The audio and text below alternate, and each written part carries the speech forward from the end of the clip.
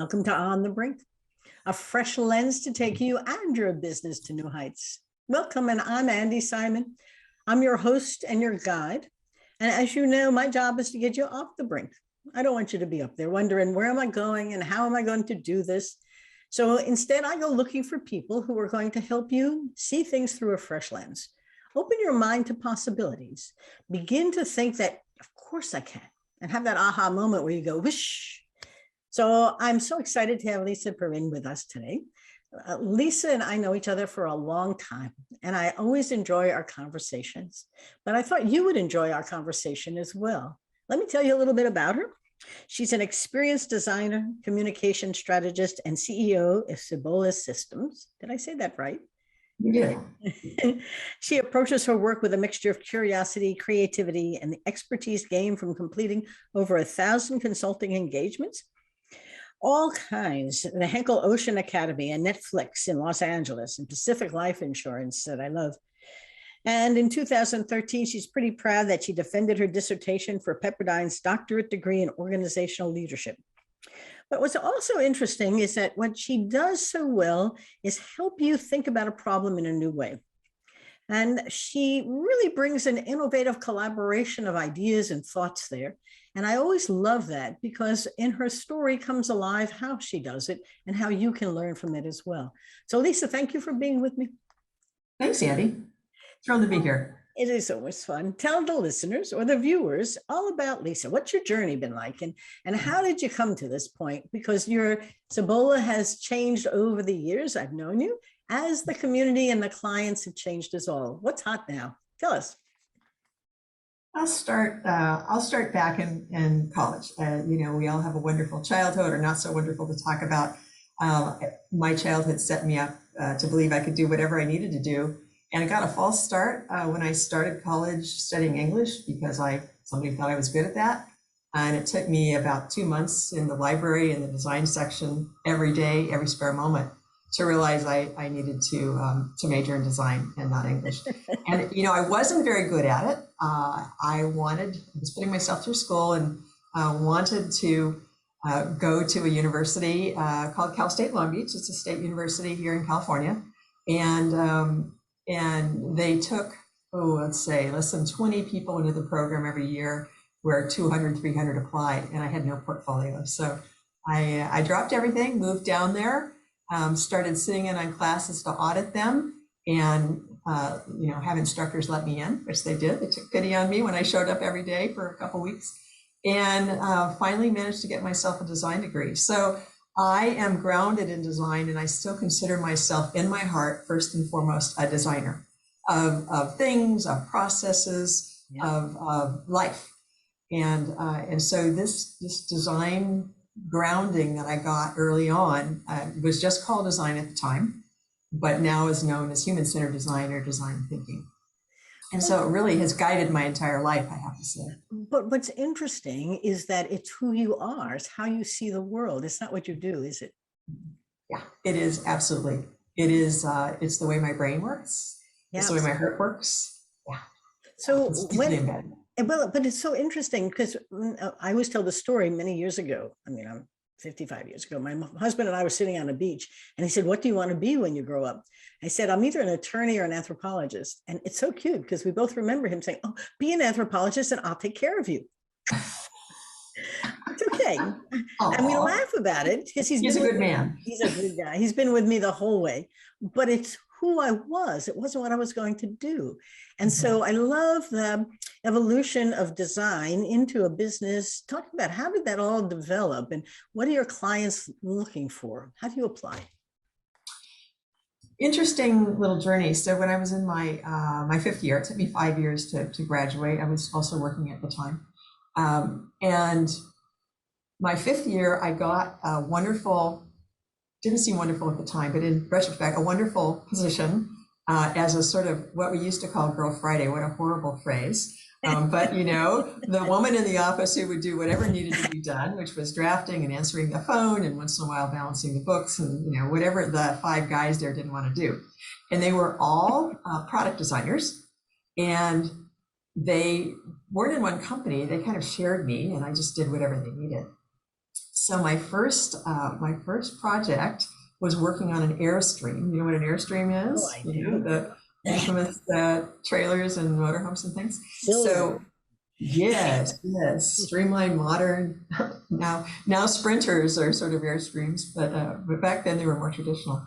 And you'll laugh when I tell you that they gave me the opportunity because they needed someone to design the kitchen and thought it should be a woman.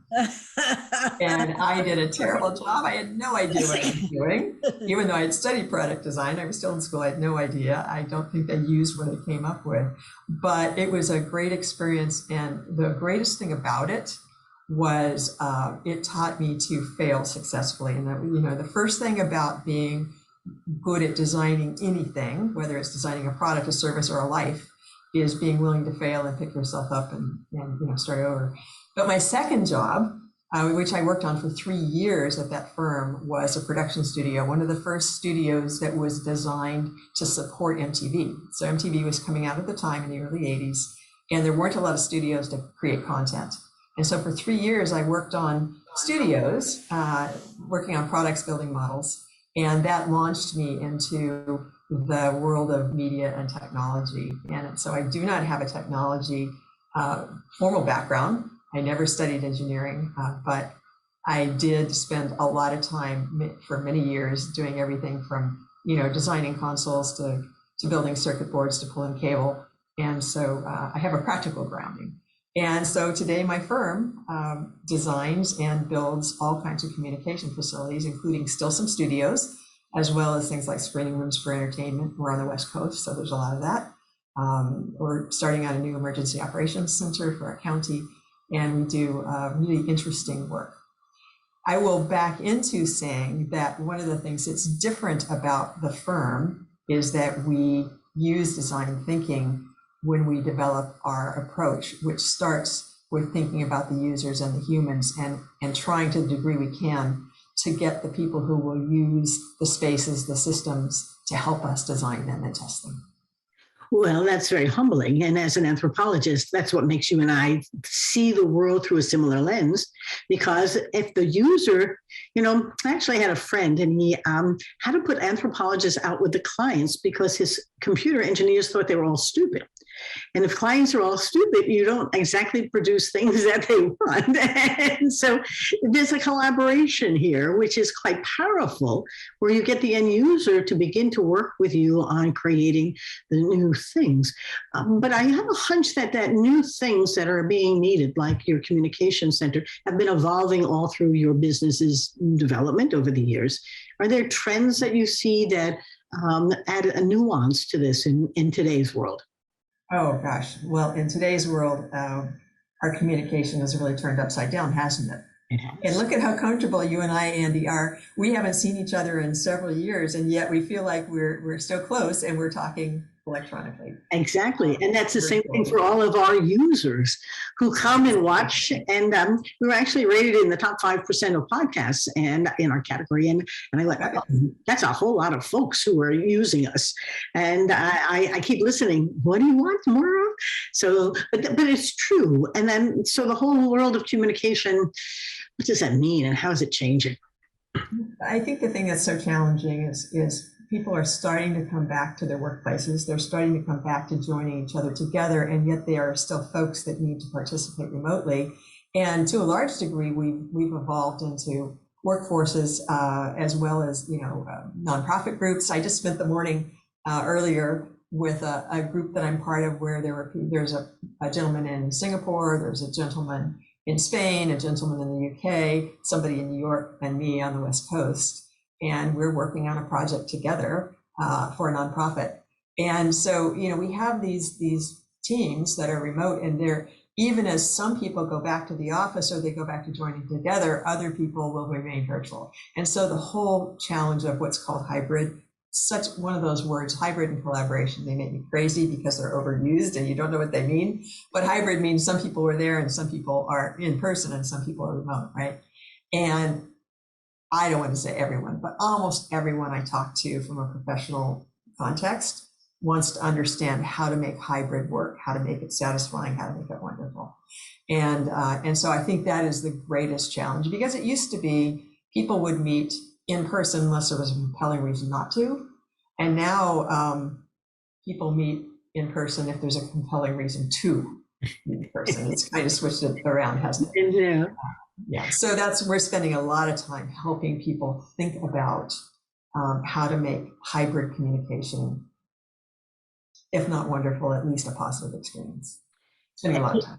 Well, but it's interesting because it's emphasized, we're taking out the genie out of the box about what is communication anyhow. And that opens up some really fundamental human questions. Humans are herd animals. We survived because we lived in groups and we birds of a feather flock together. And when you're a solo, I mean, you and I are both solopreneurs in a sense. You have a business, but I'm not sure, maybe you're around them all day. I have freelancers and we've been virtual for 20 years. You know, it's been interesting, but what is communication when we are not physically together? How important is it? And I read a great article in, I think it was Wired, about how the virtual world has become part of our reality. And without it, we wouldn't have made it through this pandemic well at all. And so rather than see it as odd, think of it as part of this whole reality, part in person, part virtual, as opposed to an attention between the two. And let's figure out how we communicate at all. So what kind of work, case studies, illustrations, something to share? You and I talked about this a little bit before, but we didn't get far into it. I'm really intrigued by a theory called media synchronicity that was developed by a couple gentlemen back in 1999, both academics, and they were looking really at just technology and when synchronous, same time communication, whether it was virtual or in person, was appropriate, and when asynchronous was appropriate. And it looks at, I don't want to get too far into it, it looks at workflows. It looks at what you're trying to do. And what I love is it says, what is communication or what is collaboration? That's a generic word. What we really want to ask is, are you trying to learn? Are you trying to make a decision? Are you trying to just have fun? Maybe. Are you trying to create something new? Are you trying to recreate something? And look at everything we're trying to do and what is the best kind of communication around that. And then it picks it apart and it looks at when we should be working together, when we should do something that's connected, when we should be working apart. And I think there's much there that's really fascinating. We won't go into it very far. I only say this because when we think about how we meet, where we meet, what we're meeting for, we need to really be maybe more thoughtful than we were in the past. Yes. About what is it we're trying to accomplish and what's the best way to do it. That is so powerful because the intentionality is what's made this now important to think about. It isn't just we've got to meet, but the whole transition. Do they have the video on or don't have the video on? Should they be in person or can they be half and half? Well, what is it we're trying to do with our gathering, human or otherwise? And what's the best way for that to get done? But I don't know a lot of writing or research about what is the best way to get that done. I read something recently about how do I evaluate my staff if I don't see them, touch them, feel them, have a cup of coffee with them. And that becomes an interesting intentionality as well. Do you have to see me, have a cup of coffee with me in person in order to evaluate my output, my outcomes, my effort, my involvement? And has this opened up a whole new array of questions about workplace performance? And being in the gig solopreneur place, I get rehired. That's my performance appraisal, and you do too, right? You're not going to rehire me if I'm not a perfect or close to. You'll go shop around and find another. And it offers us a different opportunity now to think through what is an employee, what is their value? And I remember moving from being an employee to being a consultant, and presenting to some physicians who knew me first as one and now as another. And in a second, I had grown in stature that I couldn't have imagined. From being a vice president to being an independent, I now was important. And I went, what happened? It was so interesting. But your point is very powerful. As you're thinking about it, are questions coming to you from clients looking for the synchronicity? Are questions coming looking for synchronicity? No. I am doing CEO briefings to try to make people understand the difference. And help them be thoughtful about when they should and shouldn't not only be in person, but when they should and shouldn't actually be doing something at the same time versus giving people time to think. What I see is that people don't necessarily think about a couple things that are really important.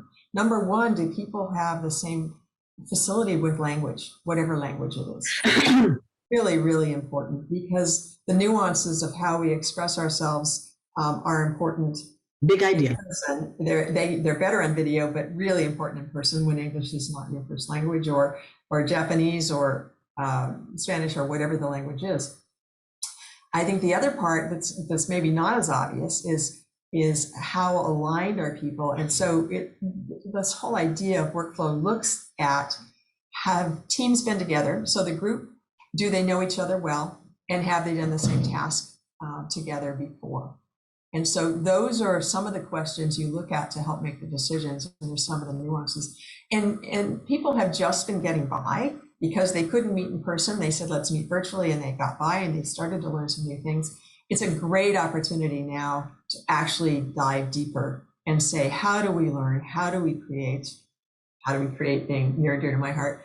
And how do we make decisions? And what are we trying to do, and what's the best way to do it? So no, people are not really coming and asking me the question. I'm coming back to them and saying, let's dig deeper. Again, using design thinking or human-centered design, and saying, let's dig deeper into what you're really trying to accomplish.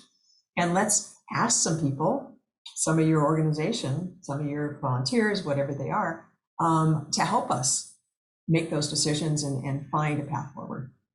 It's been interesting because I read and watch so much about what women have been doing on those meetings, and some of the research is quite disturbing. They are no more able to participate in a virtual meeting and be heard than they are in a real meeting. And the values of a man speaking a lot are still the values, and a woman speaking a lot is off her role. And so they haven't been able to use the virtual to break through and balance the playing field for men and women to speak together and hear each other as if they were in a room together. I mean, my classic is, you're in a room and they're all guys and two women, and every time a woman says something, nobody hears them until the guy says it. And they're not even aware of how they're co-opting the ideas and diminishing the woman, and the skill sets for being able to handle those situations and pull them back into the conversation. So virtual isn't necessarily more friendly to women. On the other hand, I know all women meetings are going really well for some clients, and even investment groups who have been doing investments, all women for a women business, have been doing it really well. So there's all kinds of interesting biases to overcome that still need to be overcome. Well, what's so exciting is just that it's a good time to rethink how we learn together, how we make decisions together, how we co-create. It's just a great time to do it. The people are they're so attached to their shiny objects. And they are so reluctant to move over to the new until they can see it and taste it and feel it and come over, that this shiny object affection gets in the way of good progress. And what we're talking about is really progress in communication, isn't it? Mm-hmm. Mm-hmm. Yeah. And what I love about human-centered design or design thinking is the iterative process, and saying, we know we're not going to have the perfect solution at the beginning, and let's have fun and try something. Let's try 6 things and see what works, and let people, have feedback, as opposed to saying, let's go from here to here, and this one's right and this one's wrong. That's the difference. It's this evolutionary process that allows you to, in the end, be revolutionary, but you get there in an evolutionary way. And that goes back to that word collaboration. That means that it's not a process of consensus building to come to a decision. It's experiential learning to begin to see how something is better collaboratively. I mean, it's not even a soloist who's taking you from here to here. It's a lot of ideas, and the more ideas you have, the more likely you have big ones, and they come at the intersections. So there's a trust factor that's important there. It's okay to explore experientially, isn't it? Mm-hmm. Oh, and it's so fun. You know, I teach, this is the other part of my life. I think you may know some of this. I teach design thinking, and I just finished in Orlando teaching a group of 25 technology professionals, 24 guys, one woman, about design thinking and how to apply it to the work that they're doing. And you know, the first day, invariably, we do reviews every day. So it's 3 9-hour days in a row. It's pretty intense. And people, you know, most people say, oh, this is terrible, and I hate this, and I'm uncomfortable. And by the last day, people are so excited because it's so fun, and the amount that they accomplish, they do a 24-hour project, the amount that they accomplish as a group of 4 or 5 in that time gives them a whole different way of thinking about the world. Yes. And it's just, I absolutely love it. I thrive on it. I do some asynchronous university courses too, and it's nowhere near as fun, I have to say, as putting everybody in one room and seeing that actual transformation of every single person there who says, I can do this. You know, this is amazing. I can do this. I can work in a different way. Well, what you just said is very powerful, though, because there's a symbiosis here between them and you. And the experience is as transformative as you as it is to them. And that's why I miss my in-person workshops. On the other hand, I've been to Idaho 3 times, Iowa twice, Grand Rapids twice, Vancouver twice, Delaware once, Philadelphia, all in the last 4 or 5 months without leaving home. And I got to be in Boston and California this week without going anywhere. And it's sort of, but I do miss it. But that's what I miss. I miss that interaction where the transformation, you can see it, their eyes go, oh, I mean, they just go, oh, that was $1 million idea. Where'd that come from? And it's so fascinating. So that's cool stuff. One of the things that you talk about often is a return on the investment for design thinking. Any perspective on that? I love that question.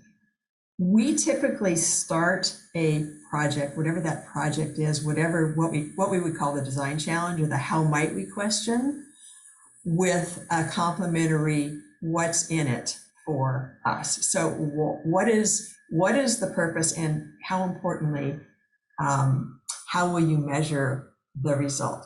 How can you have a metric that tells you that you've been successful? So your success metric, I like to call it. And so the return on investment is always going to be different. You know, it's never the same.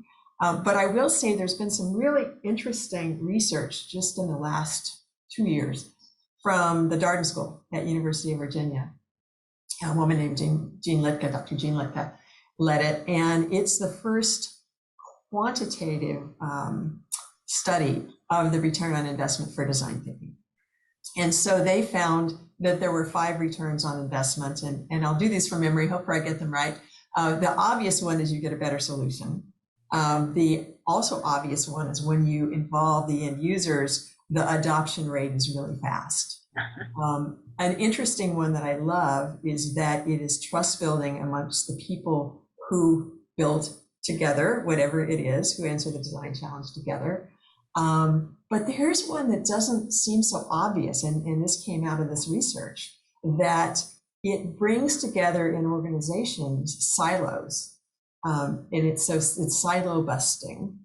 And what I love to say as I teach design thinking, as I coach it, is that think about what this means for you if you're leading this process within an organization. It frees up resources because suddenly a bunch of different groups throw their resources together, whether they're people resources or money or time or whatever it is, and you get this much bigger return for a much bigger group of people. So I love that the research showed that. The other thing, if I may, that the research showed, and again, I'll do this from memory, is they looked at these quite broad range of organizations and people within them that were using design thinking. And they found out that if you have no experience with design thinking, you get in 3 of those an immediate return with no experience. With limited experience, you get return on all of them. And with extensive experience, and that would be somebody like me, there's no other incremental value. All you need is limited or just medium experience, but you follow the process. I love it. The design thinking methodology.